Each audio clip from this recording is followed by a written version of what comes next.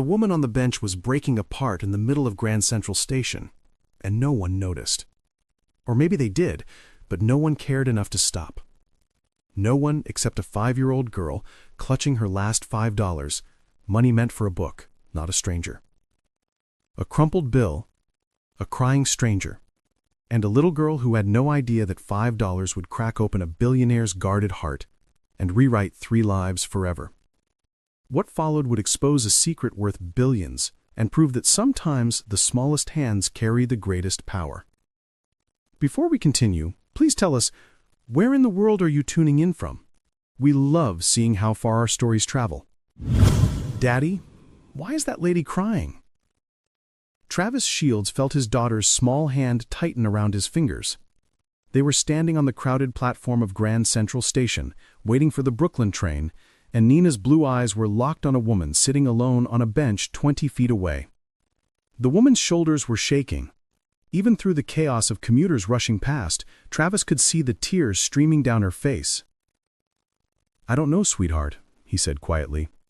"Sometimes people have hard days." Nenah's brow furrowed in that serious way that reminded him so much of Elena. "Like you?" The question landed like a punch. Travis thought he had been hiding it better, the exhaustion, the fear, the crushing weight of trying to hold everything together with both hands while the world kept slipping through his fingers. Yeah, he admitted. Like me sometimes. He watched as Nenah reached into her coat pocket and pulled out a crumpled $5 bill. His heart sank. That was her book fare money, the money he'd scraped together from returning bottles and cans. She'd been talking about which book to buy for 2 days straight. "Nenah, what are you—" But she was already walking toward the woman, her small boots clicking against the tile with determined purpose. Travis followed, his mouth dry, unsure whether to stop her or let this play out. The woman on the bench looked up as Nenah approached. Up close, Travis could see she was younger than he'd first thought, maybe early 30s. She wore worn jeans and an oversized sweater. Her blonde hair was pulled back in a messy ponytail. She looked like any other tired New Yorker taking a break from the world. "Excuse me." Nenah's voice was small but steady. "Are you okay?" The woman's eyes widened slightly. She opened her mouth, and for a moment, Travis thought she'd give the automatic response everyone gave. "I'm fine, thank you." Instead, she said, "Not really, but that's okay. Sometimes people aren't okay." Nenah nodded, processing this with the gravity only a 5-year-old could bring to such observations. Then she held out her hand, the $5 bill resting in her small palm. "This is for you, to help you feel better." The woman stared at the money like it was something precious and impossible. "I can't take your money, sweetheart." "But I want you to have it." Nenah's face was so serious. "My daddy says when people have hard days, sometimes they need help. And I was going to buy a book, but I have lots of books already.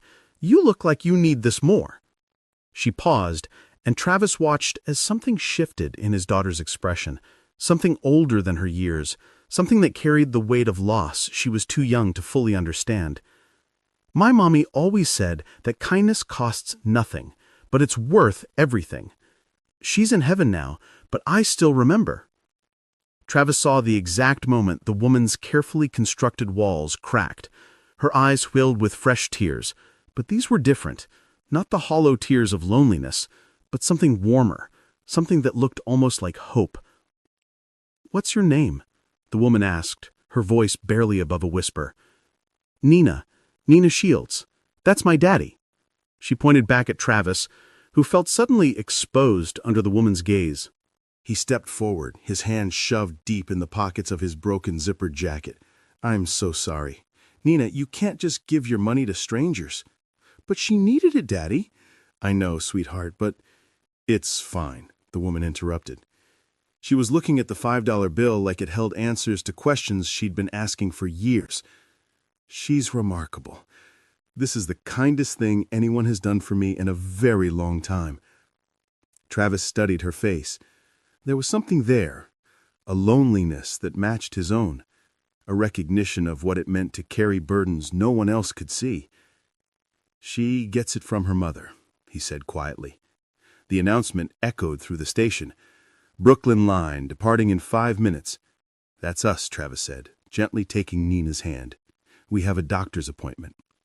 The woman stood, wiping her eyes. Me too. I'm going that direction. Something unspoken passed between them. An understanding. A question neither was ready to ask yet. They ended up in the same train car. Nenah claimed the window seat immediately and launched into enthusiastic commentary about everything they passed. Buildings, graffiti, a pigeon that had somehow gotten into the tunnel. Travis apologized 3 more times for the $5 incident. Each time, the woman told him to stop, and each time he caught her studying him when she thought he wasn't looking. I'm Paige, by the way. I should have introduced myself earlier. Travis? He said simply, offering his hand for a handshake. Did you know that the T-Rex probably had feathers? Nenah announced, abandoning the window to join the adult conversation. My friend Jaden says that's not true, but I showed him a book and he was wrong. I like being right. Paige's lips curved into a genuine smile, the first one Travis had seen from her. Smart girl. I like being right too. For the next 20 minutes, Nenah held court, explaining dinosaur facts with the authority of a 5-year-old who'd watched too many documentaries. Paige listened with what appeared to be genuine fascination, asking questions that made Nenah beam with pride. Travis watched the two of them, something warm and unexpected stirring in his chest. It had been so long since he'd seen Nenah this animated with someone new, so long since he'd felt anything other than the constant pressure of survival. "You're good with her," he said during a brief pause when Nenah went back to window watching. Paige's expression softened. "She's easy to be good with. She searched for the word. Uncomplicated. She says what she means. She feels what she feels. There's no subtext, no agenda. Most adults aren't like that." "No." Her eyes met his. "Most adults aren't." The train began to slow. Paige stood, gathering a simple canvas bag Travis hadn't noticed before. "This is my stop," she said. "It was nice meeting you," Travis said, and meant it more than he'd expected to. "And thank you for being kind about the whole thing." She was kind first. I just received it. Paige looked down at Nenah. "Goodbye, Nenah. Thank you for seeing me." "Bye. I hope you feel happy soon." Paige's smile was bittersweet as she stepped off the train. Travis watched through the window as she walked about 20 feet down the platform, then stopped, turned, looked back at them with an expression he couldn't quite read. Then she disappeared into the crowd. It wasn't until they were the next stop away that Nenah tugged at his sleeve. "Daddy, look!" She was pointing at the seat where Paige had been sitting. There, tucked against the window, was the canvas bag. Travis grabbed it, his heart racing. He looked up, searching for her through the windows, but she was long gone. The platform was crowded, and he had no idea which direction she'd taken, or how to find her. We should give it back, Nenah said solemnly. That's what good people do. I know, sweetheart. I just don't know how to find her. The clinic waiting room smelled like antiseptic and artificial flowers. Nenah sat beside Travis, swinging her legs and coloring in a book the receptionist had given her. She hummed while she worked, a tuneless melody that somehow made the sterile space feel warmer. Travis stared at the forms in his lap: medical history, insurance information, payment options. The words blurred together. Patient requires bilateral myringotomy with tube placement. Estimated cost, $12,000. He had been here before. Different clinic, different procedure, but the same impossible numbers staring back at him.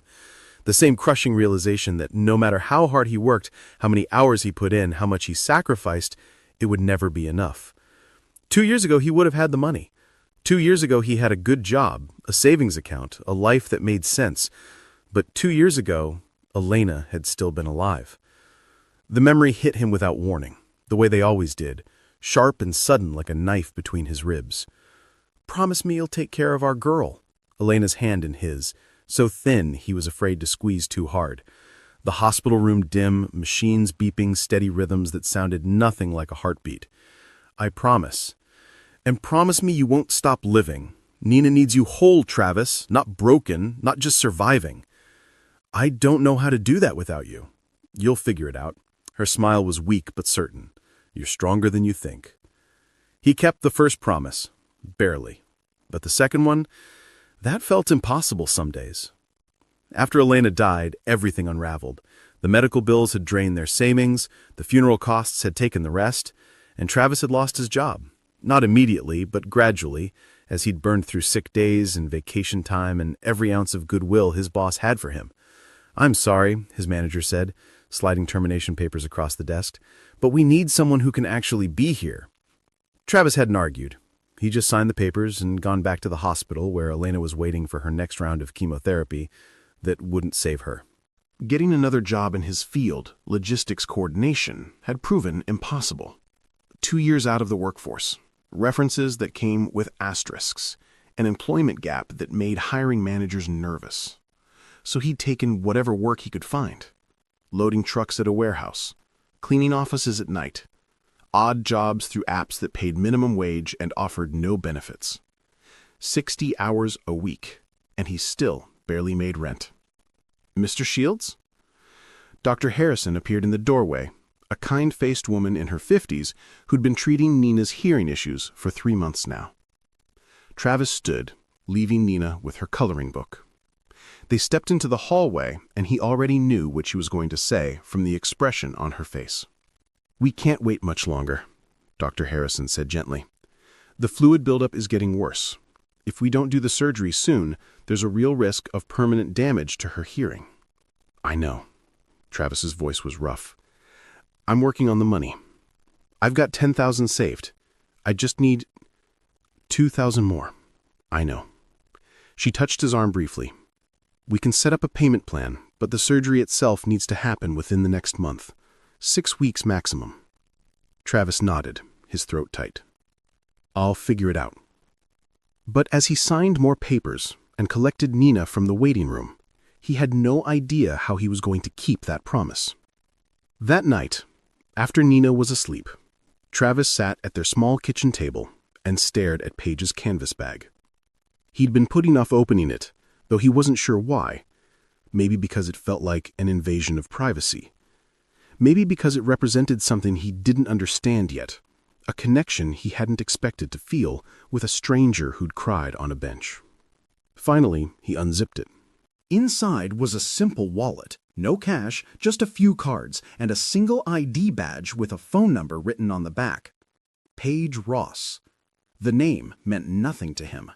The photo on the badge showed the same woman from the train, though in this picture her hair was styled, her makeup professional.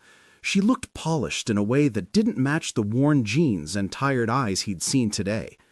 Travis stared at the phone number for a long time. Then, before he could talk himself out of it, he dialed.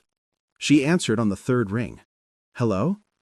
Hi, this is going to sound strange. We met on the train today.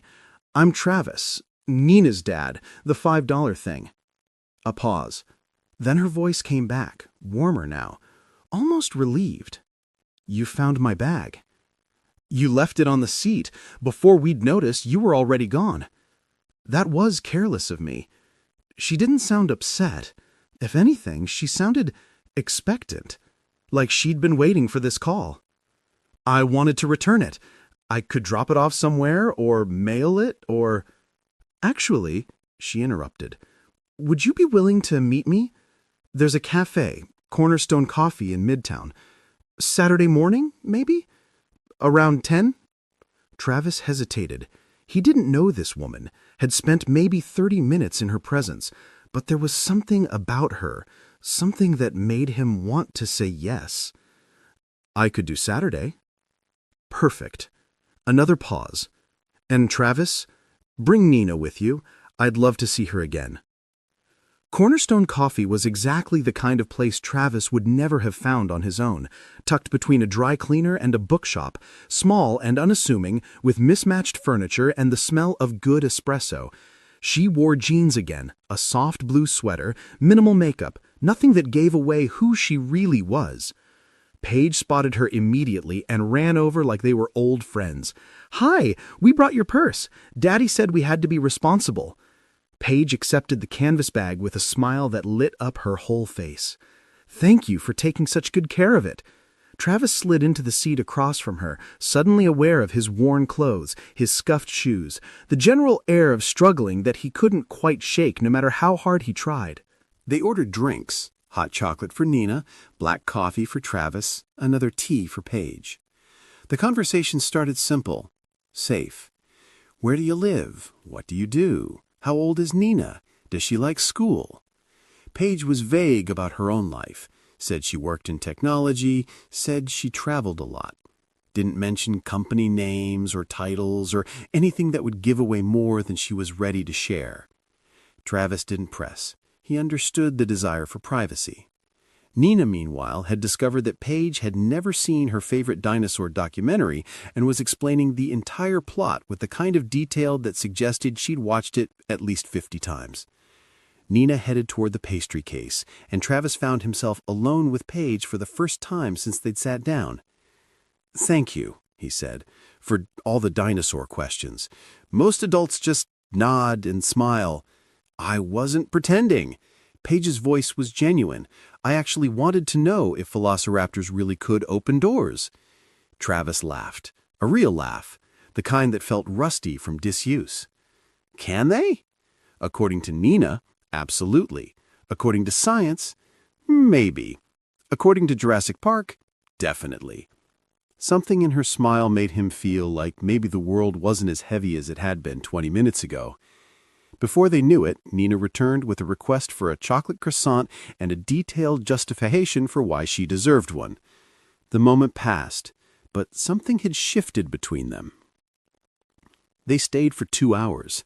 The conversation deepened gradually, the way it does between people who recognize something familiar in each other.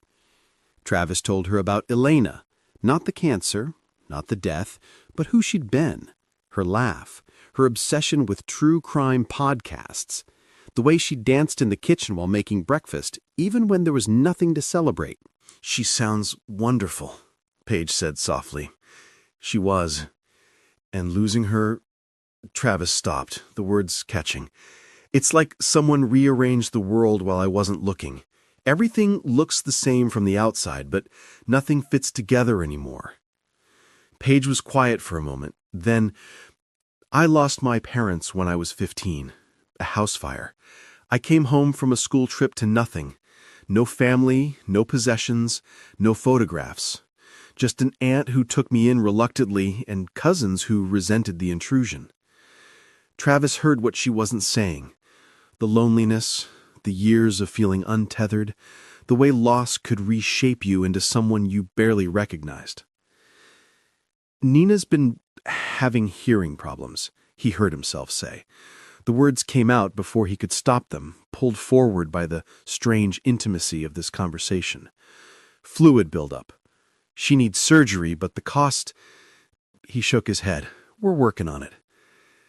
Paige's expression flickered, something complex, quickly hidden. "That must be terrifying." "It is. She's my whole world, and I can't..." He stopped, embarrassed by the emotion rising in his throat. "Sorry, I don't usually unload on people I just met." "You didn't unload. You shared." She reached across the table and touched his hand briefly. "There's a difference." When it was time to leave, Paige pulled a small wrapped package from her bag. "For Nenah, a thank you." Nenah tore into it with enthusiasm, revealing a beautiful leather-bound journal with her name embossed on the cover. "It's for writing stories, or drawing pictures, or keeping secrets, whatever you want." Nenah's eyes went wide. "It has my name on it!" "It does, because you're worth remembering." Then Nenah dug into her own pocket and pulled out a small chain with a single crocheted bead, lumpy, uneven, clearly made by tiny hands with more heart than skill. "This is for you. I made it myself. Mrs. Priska next door taught me. It's my first one ever, so it's not very good, but Daddy says the first try is always special." Paige took the chain like it was made of diamonds. Her eyes were bright with tears she was clearly trying not to shed. "It's perfect," she whispered. "I'll treasure it always." Paige went home that afternoon and cried. Not sad tears, or not entirely. Relief, maybe. Gratitude. The overwhelming realization that she'd just experienced something she'd stopped believing was possible. Travis didn't know who she was. Nenah certainly didn't. They'd treated her like a person, just a person, and it had been the most precious gift she'd received in years. She looked at the crocheted bead in her hand, lumpy and imperfect, and made with so much love, and felt something crack open in her chest. A wall she'd built carefully over years, designed to keep everyone out, suddenly had a breach. That morning, the morning she'd sat on that bench at Grand Central, she'd been trying to escape. The email had arrived early, a family reunion announcement, forwarded by her assistant who didn't know any better. Her aunt's annual gathering, the one Paige had attended every year as a child, back when her parents were alive and the world made sense. She hadn't been invited in 5 years. So she'd done what she always did when the loneliness became unbearable. She'd dressed to disappear. Old jeans, a thrift store coat, hair pulled back, silenced her phone. Ignored the board meetings, the crises, the endless demands. She'd gone to Grand Central Station because it was the last place anyone would look for Paige Ross, CEO of Horizon Technologies. She hadn't meant to cry. She'd just wanted to sit somewhere anonymous, somewhere she could be nobody for a little while. But then the thoughts came. The reality of her life. Everything she'd built, everything she'd sacrificed. And what did she have to show for it? Billions of dollars. An empire. And absolutely no one to share it with. She had everything and nothing at the same time. The tears had come then, uncontrollable and raw, in the middle of a crowded train station where hundreds of people passed by without stopping. And then a little girl had walked over, had seen her, had offered $5 with hands too small to understand what wealth meant, but big enough to understand what kindness required. For the first time in years, Paige had felt truly seen, not as a CEO, not as a checkbook, just as a person who was hurting, a person worth comforting. For the past decade, Paige had learned to measure people by what they wanted from her. It was a survival mechanism, developed after too many relationships that revealed themselves to be transactions in disguise. Her aunt and cousins had been the first lesson. After her parents died, they'd taken her in, but never let her forget it was charity. Then, when she'd started making real money with Horizon Technologies, suddenly they were interested in maintaining the relationship. Loans that were never repaid, investment opportunities that were actually bailouts, guilt trips dressed up as family obligations.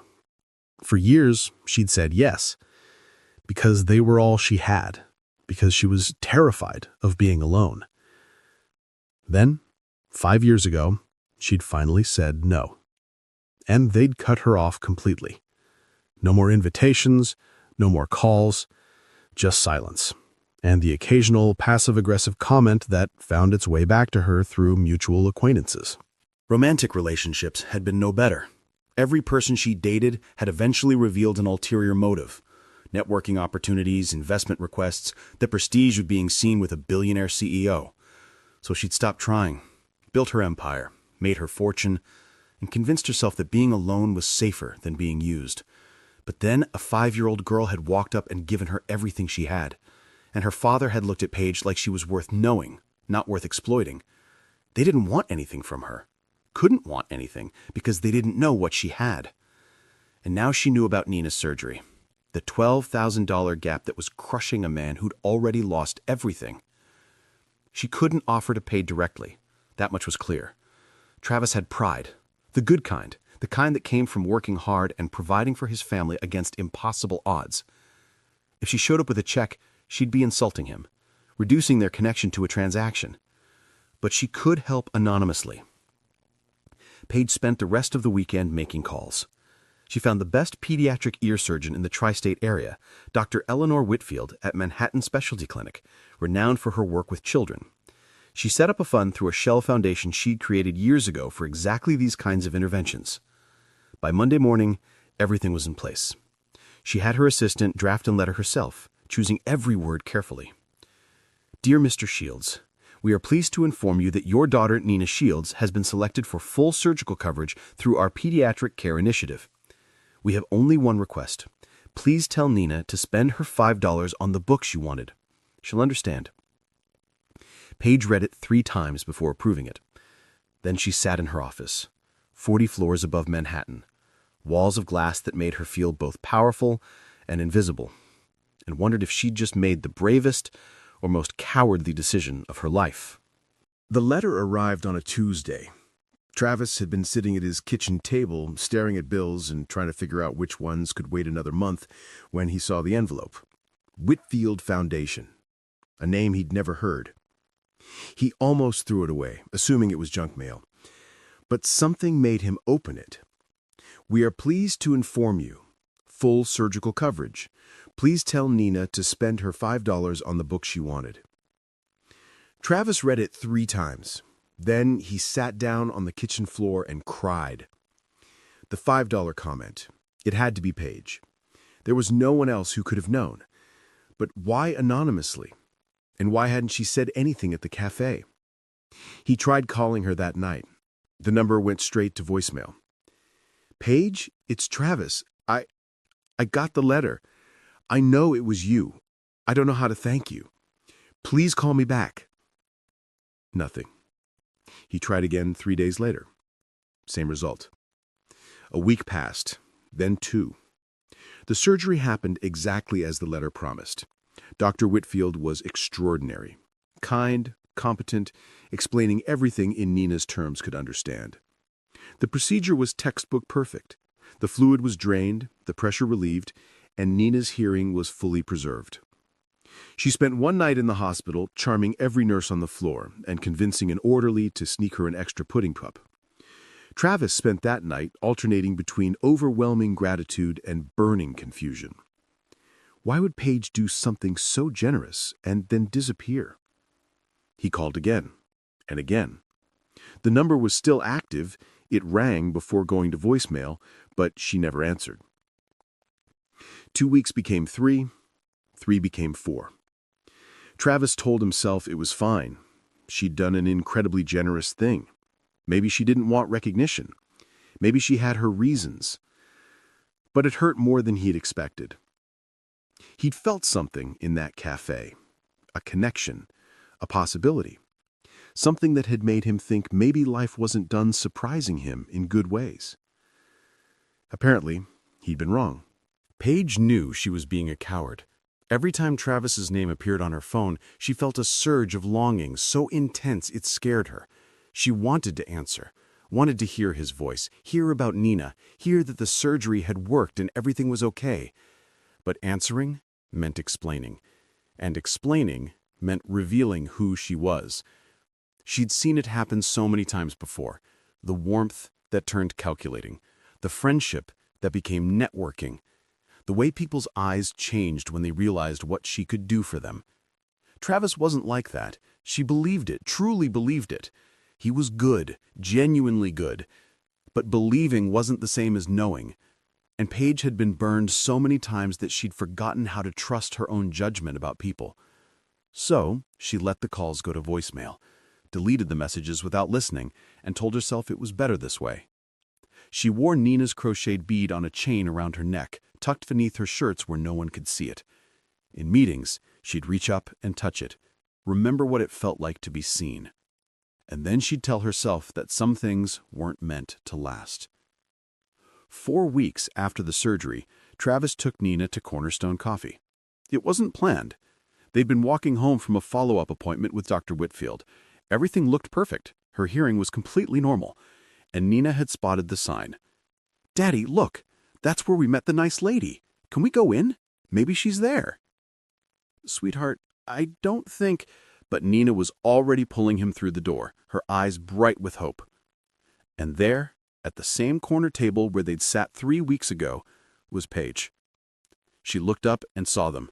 For one unguarded moment, her face was completely open, relief and longing and fear all mixed together.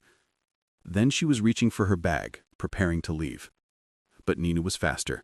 "It's you!" She sprinted across the cafe and threw herself at Paige with an enthusiastic hug. "I missed you. Where did you go?" Paige's hands were trembling as she hugged Nenah back. "I'm sorry.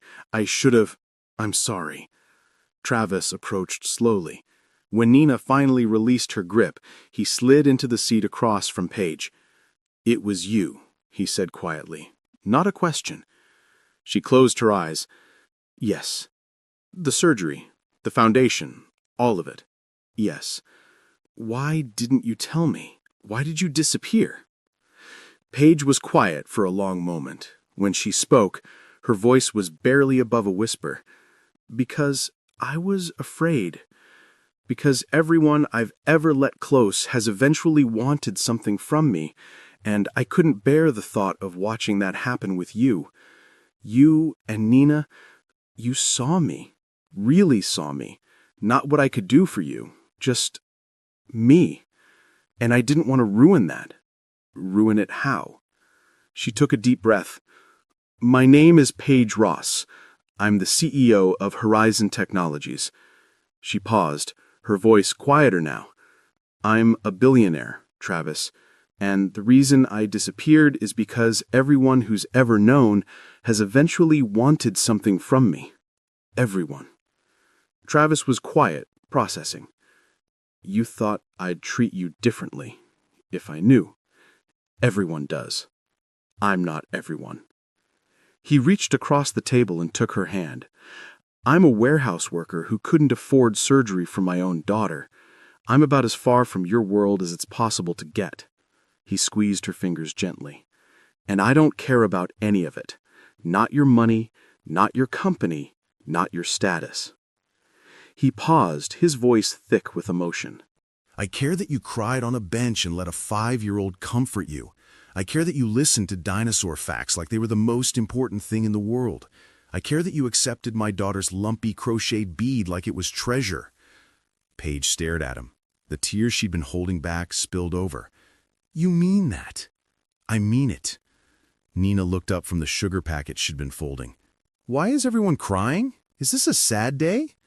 Travis laughed, wiping his eyes. "No, sweetheart, this is a happy day." They took it slow. Paige started showing up to the small things, Saturday morning pancakes at Travis's cramped apartment, where she learned that he made them in weird shapes because Nenah insisted they were more fun that way. Walks in the park, where Nenah provided running commentary on every dog, pigeon, and interesting leaf. Quiet evenings on the lumpy couch, watching movies and not talking about quarterly reports or board meetings. Travis treated her exactly as he'd promised, like a person. He didn't ask about her company, didn't treat her differently when she wore her normal clothes versus the few times she couldn't avoid looking like a CEO. He just saw her. But it wasn't always easy. The first real argument happened 2 months in. Travis had mentioned, casually, that his landlord was raising the rent. He'd said it the way someone mentions the weather. Just a fact of life, nothing to be done about it. Paige's immediate response was to offer to cover it. "No." Travis's voice was firm in a way she hadn't heard before. "It's not a big deal." "It is to me." He set down his coffee cup carefully, like he was trying to keep his hands from shaking. "Paige, I appreciate what you did for Nenah. I'll be grateful for that for the rest of my life.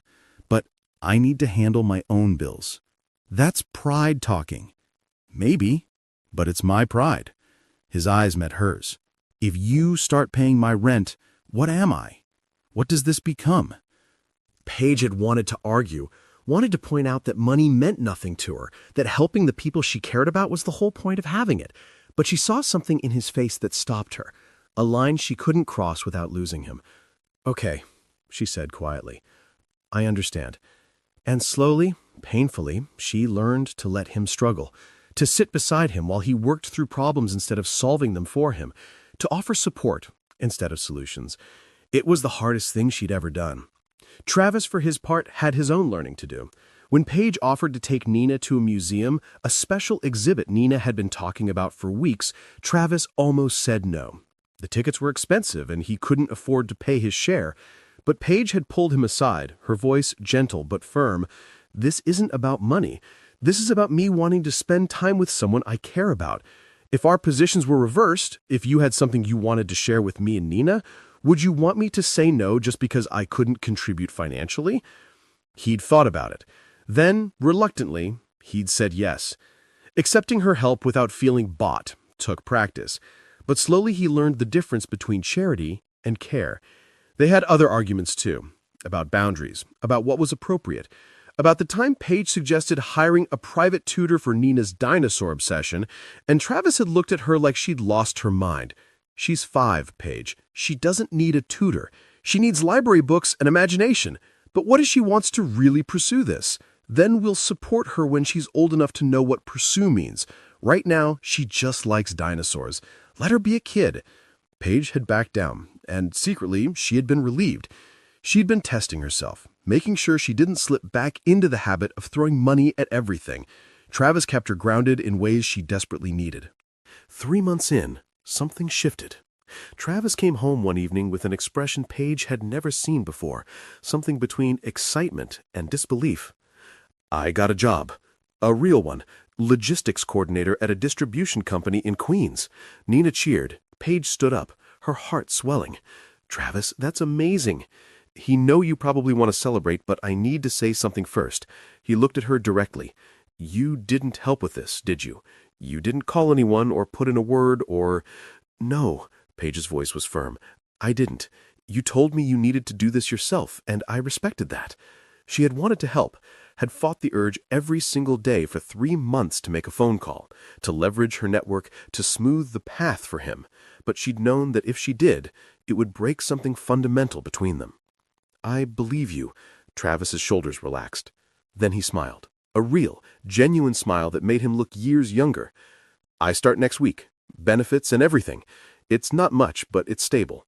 It's everything," Paige said softly. That night, they celebrated with takeout pizza and sparkling cider. Nenah made a congratulations card with so much glitter it would be finding its way into the carpet for months, and Paige realized something that terrified and thrilled her in equal measure. She was falling in love. Not with the idea of love or the security of companionship, but with this specific man who made weird-shaped pancakes and refused her money and fought his way back to stability on his own terms. 6 months in, Paige made a decision. She called an emergency board meeting at Horizon Technologies. "I'm stepping back," she announced. "Effective immediately, I'm transitioning to a consulting role. I'll handle major strategic decisions, but I won't be involved in day-to-day operations." The room erupted.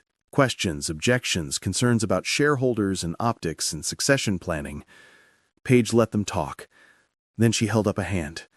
"For 10 years, I've built this company. I've sacrificed relationships, health, happiness, everything to make Horizon what it is, and I'm proud of that. But I've also realized something." She paused. "Success means nothing if you have no one to share it with. I'm not abandoning the company. I'm just making room for the rest of my life." The board was confused. The press was confused. Stock analysts wrote think pieces about work-life balance and whether female CEOs faced different pressures than their male counterparts. Travis just said, "Finally," and pulled her into a hug that felt like coming home. Nenah asked if this meant Paige could come to her school play. "Every single one," Paige promised. And she did. She sat in the front row and cried when Nenah delivered her 3 lines as tree number 2. She helped with homework and attended parent-teacher conferences and learned that being present mattered more than being perfect. The night of Nenah's play, Travis took Paige's hand as they walked home. "Thank you," he said quietly. "For what?" "For this. Us. A life that probably looks small compared to what you had." Paige stopped walking, turned to face him. "Travis, do you know what I had before? Board meetings where people smiled to my face and plotted behind my back. Galas where everyone wanted something. An empty apartment with a view of the city and no one to share it with." She squeezed his hand. "This isn't smaller. This is everything." A year after that first meeting on the train platform, Travis decided to propose. The new job had changed things. He wasn't rich, but he wasn't drowning anymore either. For the first time in years, he could save without sacrificing. And he'd been putting money aside for months, building towards something that mattered. He bought a simple ring, modest but beautiful. Then he planned the location carefully. Grand Central Station, the exact bench where Nenah had given away her $5. It was a Saturday morning. He told Paige he wanted to show her something. Nenah was in on the secret, practically vibrating with excitement. When they reached the bench, Travis's heart was pounding so hard he thought it might break through his ribs. This is where it started, where Nenah saw someone who needed kindness and gave everything she had. Paige looked at the bench, then at him, her eyes already bright with understanding. "I don't have much to offer you. I can't give you fancy vacations or expensive gifts. I can't match what you're used to. But I can give you this." He dropped to one knee, pulling out the small box. A life where you're seen, where you're chosen, where you never have to hide who you are. Nenah couldn't contain herself anymore. She came running out from behind a pillar where she'd been hiding, yelling, "Say yes! Say yes! Say yes!" before Travis could even finish. Paige was crying and laughing at the same time. "Yes, yes, of course yes." The ring slid onto her finger. Simple, perfect, worth more to her than anything she'd ever owned. The wedding was small, 30 people in a garden venue upstate. No press, no paparazzi, no business contacts trying to network. Just family. The real kind. The chosen kind. Nenah was the flower girl, scattering petals with aggressive enthusiasm and providing running commentary on her technique. "I'm doing a spiral pattern. It's very advanced." In her vows, Paige said, "A year ago, I was sitting on a bench, convinced that all my success meant nothing because I had no one to share it with. Then, a 5-year-old walked up and gave me everything she had. You saw me when I was invisible. You showed me that family isn't about obligations or transactions. It's about choosing to show up every single day for the people you love." In his vows, Travis said, "You didn't save us, Paige. You joined us. You became part of our team, and that's even better than saving." Elena would have loved you. Loved how you listened to Nenah's dinosaur facts, how you can't cook rice to save your life, but you keep trying. She'd want this for us, and I'm so grateful I get to have it. When they kissed, Nenah cheered so loudly that half the guests laughed. 5 years later, Travis stood in the doorway of their Brooklyn brownstone, watching the chaos of a Tuesday evening unfold. The walls were covered in Nenah's artwork and photographs from years of building a life together. The house was bigger than his old apartment, but not ostentatious. A real family home, with scuffed floors and crayon marks on the walls, and a backyard where their rescue dog, Pudding, was currently barking at a squirrel. Nenah was 10 now, her hearing perfect, her curly blonde hair wilder than ever. She'd just started a kindness club at her school. Kids doing small acts of generosity for strangers, raising money for families who couldn't afford medical care. They'd raised over $5,000 in 6 months. It all started with $5, she'd told the local news reporter who came to cover the story. "My mom in heaven taught me that kindness costs nothing, but is worth everything. And my mom here taught me that it's never too late to invest in people." Travis had cried watching that interview. Paige came up behind him now, wrapping her arms around his waist. She still wore the crocheted bead on a chain, joined now by a lopsided clay heart their son Julian had made in preschool. Julian was 3, obsessed with trucks and drawing on any surface he could reach. He had Travis's brown hair and Paige's determined chin, and absolutely no concept of personal boundaries. "What are you thinking about?" Paige asked, resting her chin on Travis's shoulder. "That day on the platform. What would have happened if Nenah hadn't seen you crying? We would have missed each other. We would have missed everything." From the living room, Nenah's voice rang out. Julian drew on the wall again. "It's art!" Julian's tiny voice protested. From somewhere in the chaos, Pudding began barking at the vacuum cleaner, which no one had even turned on. Travis smiled. His life was loud and messy and nothing like he'd planned. His wife was a billionaire who still couldn't cook rice without burning it. His daughter was trying to save the world $5 at a time. His son thought walls were acceptable canvases, and Pudding, their rescue dog, had declared war on every vacuum cleaner, squirrel, and suspicious shadow in the house. It was perfect. It was home. And it had all started with a little girl who gave away her last $5 to a crying stranger, because she'd learned that kindness costs nothing, but is worth everything. Some investments, it turns out, pay dividends forever. If this story touched your heart the way it touched mine, please don't let it end here. Let it remind you, kindness still matters, compassion still changes lives, and hope is never wasted. Subscribe and be part of our Soul Lift Stories family, where every story lifts the spirit and reminds us that light always finds its way back. And if this moment moved you, share it, because sometimes sharing hope is the kindest thing we can do.